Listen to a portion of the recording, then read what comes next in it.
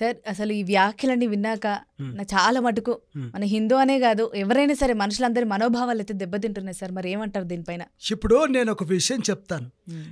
నేను శాంతి దూతని. నేను ఎన్ని ప్రసంగాలు చేసినా కానీ ఎన్నో ప్రసంగాలు చేశాను ఇప్పటి వరకు. అవును సార్. కానీ మతాన్ని ఉద్దేశించి ఎవడు మాట్లాడొద్దు. కరెక్టే సార్. అర్థమైందా? ఎప్పుడు కూడా నేను ఇప్పుడు శాంతి దూతను కదా. అవును సార్. నేను మాట్లాడతా, కానీ ఒక ప్రభువు, నా ప్రభువు ఏం చెప్పాడో అదే మాట్లాడతాను తప్ప ఒక ఈ మతాన్ని కించపరచడం ఆ మతాన్ని కించపరచడం అలా చేయకూడదు. అలా చేసిన వాడు ఖచ్చితంగా పాస్టరే కాదు. అవును సార్. నా ఉద్దేశంలో. ఎందుకంటే వీళ్ళు ఏం చేస్తున్నారో వీళ్ళకి అర్థం కావట్లేదు. ఒకడేమో బుష్ అంటాడు, బుష్ అంటే లేచి వస్తాడు అక్కడి నుంచి. ఇంకొకడేమో ఇక్కడ కనిపిస్తుంది నాకు, అతను కనిపిస్తున్నాడు, ఎవరు ఆమె అని పిలుస్తాడు దగ్గరికి. నో, అస్సలు జరగవు, అస్సలు జరగవు.